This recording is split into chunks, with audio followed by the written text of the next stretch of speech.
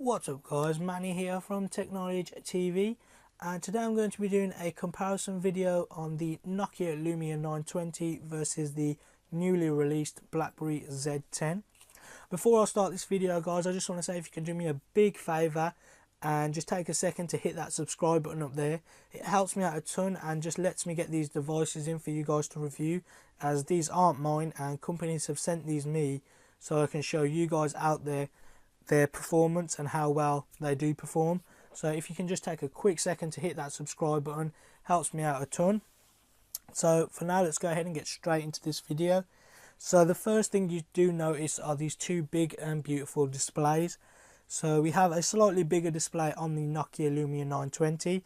We have a 4.5 inch display which has the Corning Gorilla Glass version 2 as well. On the BlackBerry Z10 we have a 4.2 inch display, which I have noticed the display on the BlackBerry to be slightly dimmer, which is obviously a bit of a shame, but they do have the same pixel resolution, so I can't really see what the problem would be, but I have noticed it to be slightly dimmer. It does work, but as I said, it is slightly dimmer. Now, one of the main things about these two phones that separate them is the size. So the BlackBerry, as you can tell, just looks absolutely beautiful. It's quite thin and light, whereas the Nokia is a lot bigger, it's a lot thicker and a lot heavier. So the Nokia is actually 10.7 millimeters thick, whereas the BlackBerry is only 9 millimeters thick. So there is quite a thickness difference. If I just show you right here, there we go, just focusing. So there is quite a thickness difference, as you can tell, and that 0.5 inches, 0.3 inches of screen as well right there. Focusing again. So yeah, there is quite a difference in size with these two phones, as well as weight. The Lumia 920 is 47 grams heavier than the BlackBerry Z10, which is actually quite a lot, because I've noticed the BlackBerry is very light indeed, and as I said, really quite sleek. Now, one of the benefits to the BlackBerry is the fact that it does have a removable back, so we can take out the battery if needed to swap it with another one. And the battery in this is a 1800 milliamp hour battery, and in the Nokia we have a 2000 milliamp hour battery. Also, moving on to the subject of, we can make the storage in this phone a little bigger as well. So it comes with 16 gigabytes of internal storage, but right here we have a micro SD input, so we can obviously put a 64 gig SD card in, which will give us plenty of memory.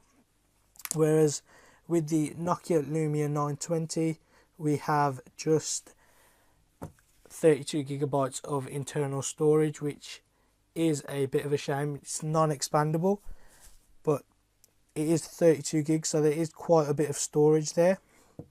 Now, both of the phones are running similar processors. They're both 1.5 gigahertz dual core processors. The BlackBerry has 2 gigs of RAM, whereas the Nokia only has 1 gig of RAM. One of the benefits of the BlackBerry again is the, as you can see right there, we have a mini HDMI port, so you can connect it up to your TV if you've got a mini to standard HDMI port, and there's the charging right there as well. But one of the benefits to the Nokia is the fact of the wireless charging. So you can buy from Nokia, or whichever network provider you buy the phone from, a little charging pad where you can just get the phone. When you come back from work, you can just simply pop it on the pad and it will start charging. You just need to pop the charger into the wall. So they've both got the same sort of displays, similar specs, but the BlackBerry has got 1 more gig of RAM. Also, the BlackBerry is running their new OS software for their touchscreen device, which is quite nice as well. It does take a little bit of getting used to. Now, if we just talk about the camera for a second, on the back of the Nokia Lumia 920 we have the 8.7 megapixel camera, which is capable of capturing 1080p video, and it does take some really nice sharp images. And on the back of the BlackBerry we have the same 8 megapixel camera with 1 LED, along with this very nice back. I really do love the back on this BlackBerry. As you can tell, it's got this nice carbon fiberish look. Do quite like that. And yeah, they're just both stunning phones. So what I'm going to do is I'm going to take you through the Nokia Lumia 920 first, just to show you how simple it is to use. So let's go ahead and do that. So you simply press the button and swipe up, and you're presented with the tiles, which you can put in any order you like.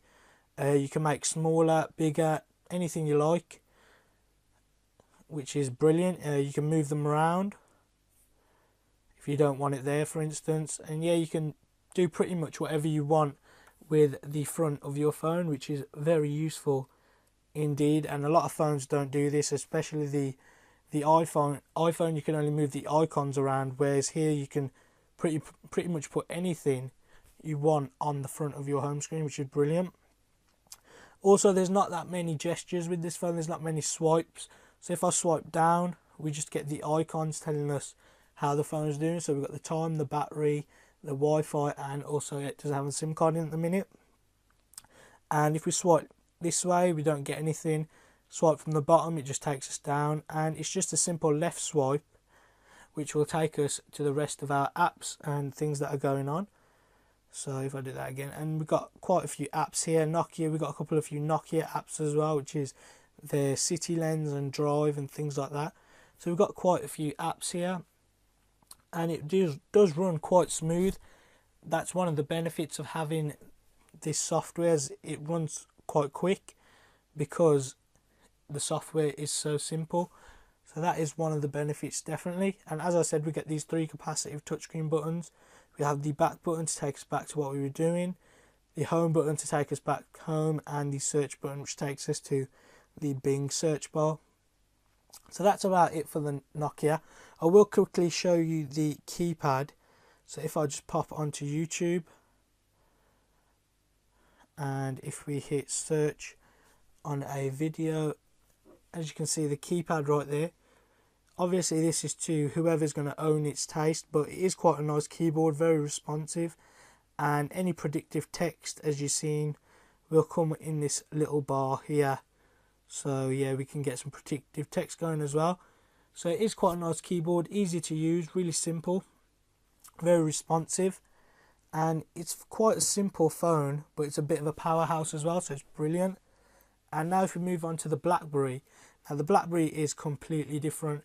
So it's running on BlackBerry's new OS software for this phone, and as I said, there are no capacitive touchscreen buttons, no buttons at all actually on the front of the phone, which does make it look very sleek. I do have to admit, it looks absolutely beautiful, but I do miss having that home button in the middle right there, like on your iPhone, or any button indeed. It just doesn't do it for me. But the way this phone works is mainly off gestures. That's what BlackBerry calls it, so that's off your swipes and things. And how it works is, to close an app is quite simple. We just click on the browser. To close the browser, we just swipe up from the bottom and it's closed, and we hit close again. And it's that simple really. And to go back to our home first page, we just swipe up. To look at our notifications, we can just swipe down and we get our notifications right there. And if we swipe left, we get our BlackBerry hub, which I haven't signed into at the minute. There we go. So we can change what we're doing. If we swipe to the left, we got BBM hub, which is basically a mix of all these. It will add your voicemail, calls, text messages, BBM and notifications into one long list. Obviously the newest first, so it is quite useful. And yeah, what I'm going to do is quickly show you the keypad on here as well, because the keypad on here is quite unique. So yeah, if we just go search in the browser, so what I'm going to do is I'm actually just going to close up on the keyboard. So if we search Google, and I'll spell it wrong on purpose, there we go. So it doesn't, just hold on a sec guys. So if we go back to the browser, sorry, cross that off, and we do go to Google and hit Google, sorry. Now what I meant to do was hit the search bar. So if we hit that search bar and type Google, doesn't seem to be happening at the minute, guys. Just give me a sec. So if we go back to the browser, and if I go on to here, if I type my address into here, there we go. So as you can see, we get a nice little Google text appear right there. And if I purposely spell it wrong and put, there we go, a couple more L's, the Google that is written is still actually there. And all I have to do is swipe up on there and it puts Google in for me in the search bar, which is absolutely brilliant. And it does work really quite well. This sort of predicting text I do quite like. And we also have .com right there. And now I've just written google.com without really writing it. So it has worked very well indeed. And yeah, I do find it a lot easier to use this predictive text than on the iPhone or on the Nokia. There are a lot less mistakes you make. So now going over quickly the phones. Now the Nokia is a bit of a powerhouse. It's, if you don't mind a bigger, heavier phone, then you won't mind the Nokia.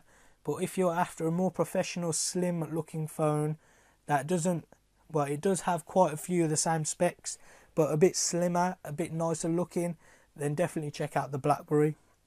But if you don't mind about the weight, as I said, and the thickness of this phone, and you want a simplistic software to use, make sure you check out the Nokia, because they're very simple to use, especially for your first time smartphone user. Whereas the BlackBerry is a bit more difficult to use. It gets time. You basically have to take a bit of time with the phone. But there are obviously benefits and disadvantages to both phones, which hopefully I have gone over and helped you in this video. If you think this video has helped you at all, please leave a comment down below, as this is my first comparison video. And also guys, if you haven't already, please make sure you hit that subscribe button up there. Helps me out a ton. Once again guys, this is Manny from Technology TV. Thanks a lot for watching, and hopefully I'll see you in the next one.